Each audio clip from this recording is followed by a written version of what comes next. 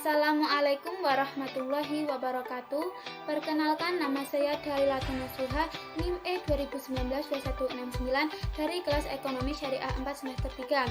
Baik, pada pertemuan kali ini saya akan menanggapi materi tentang kebijakan moneter dalam perspektif ekonomi Islam, yaitu yang telah dijelaskan pada pertemuan ke-7 kemarin oleh Bapak Dr. Abdul Wadud Nafis, CMEI selaku dosen mata kuliah Ekonomi Makro Islam.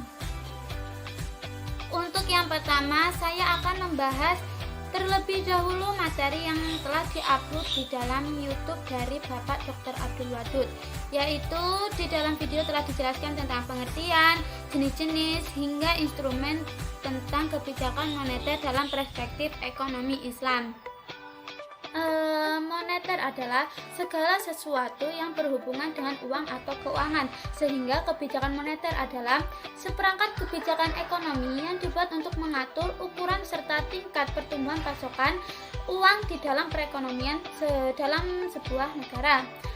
Jenis-jenis kebijakan moneter ada dua, yaitu yang pertama kebijakan moneter ekspansif dan kebijakan moneter kontraktif.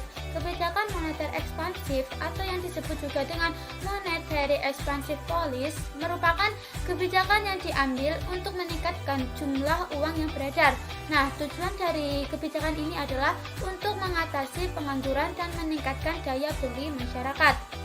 Kebijakan moneter kedua yaitu kebijakan moneter kontraktif, yaitu kebijakan untuk mengurangi jumlah uang yang beredar. Nah, kebijakan ini biasanya dilakukan saat negara tengah mengalami inflasi. Kebijakan ini disebut juga sebagai kebijakan uang ketat.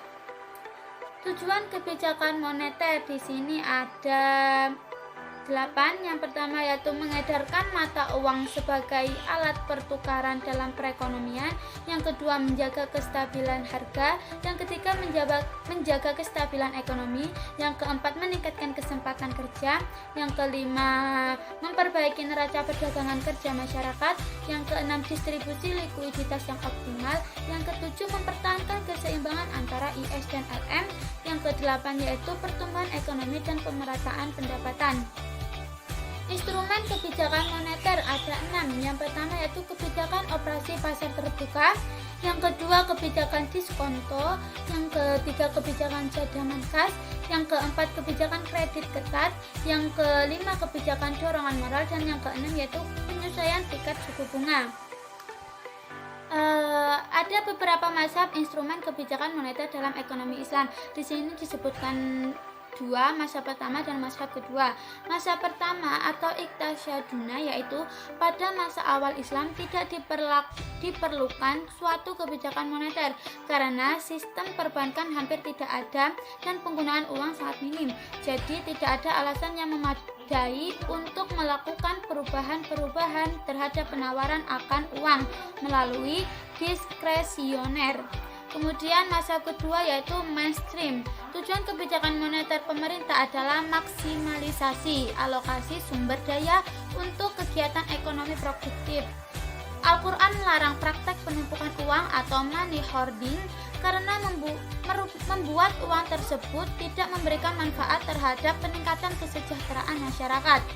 Oleh sebab itu, mazhab ini merancang sebuah instrumen kebijakan yang ditujukan untuk mempengaruhi besar kecilnya permintaan akan uang agar dapat dialokasikan pada peningkatan produktivitas perekonomian secara keseluruhan. Yang terakhir yaitu instrumen kebijakan moneter dalam ekonomi Islam ada 8. Yang pertama yaitu nisbatul ikhtiyati. Yang kedua, iqna al-maknawi. Yang ketiga, nisbatul iqrad. Yang keempat, i'adatus sanadat.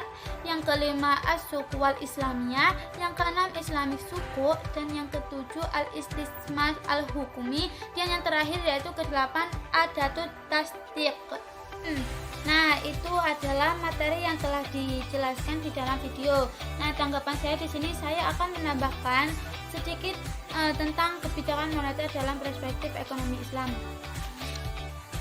Menurut saya di dalam video itu kurang dijelaskan tentang kelebihan dari kebijakan moneter tersebut. Nah, di sini saya akan menambahkan kelebihan kebijakan moneter menurut saya ada 3.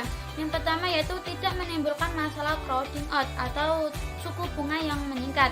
Yang kedua yaitu decision lag-nya tidak terlalu lama, sehingga melaksanakan kebijakan dapat dilaksanakan secara sesuai dengan masalah yang ada atau masalah yang muncul. Yang ketiga yaitu tidak menimbulkan beban kepada generasi yang akan datang dalam bentuk keperluan membayar bunga dan menyicil utang kepada pemerintah. Nah, yang kedua yaitu instrumen moneter Islam. Di dalam video dijelaskan hanya dua, yaitu mazhab pertama dan mazhab kedua. Nah, di dalam buku karya Insinyur Adiwarman Al-Karim yang berjudul Ekonomi Makro Islam, di situ dijelaskan instrumen moneter itu ada tiga mazhab. Yang pertama, mazhab kedua, dan mazhab ketiga. Nah, di sini saya akan menjelaskan tentang mazhab ketiga, yaitu alternatif. Dalam sistem kebijakan moneter yang dianjurkan oleh mazhab ini adalah suratik proses, yaitu di mana suatu kebijakan yang diambil oleh otoritas moneter adalah berdasarkan musyawarah sebelumnya dengan otoritas sektor real. Jadi keputusan kebijakan moneter yang kemudian dituangkan dalam bentuk instrumen moneter biasanya adalah harmonisasi dengan kebijakan di sektor real.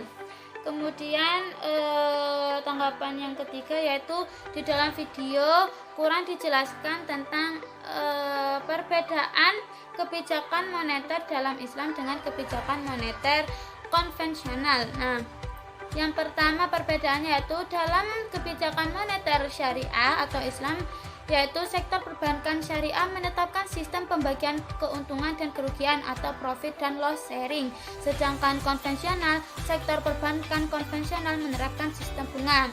Yang kedua, sektor moneter memiliki ketergantungan pada sektor real, sedangkan kebijakan moneter konvensional, sektor real memiliki ketergantungan pada sektor moneter.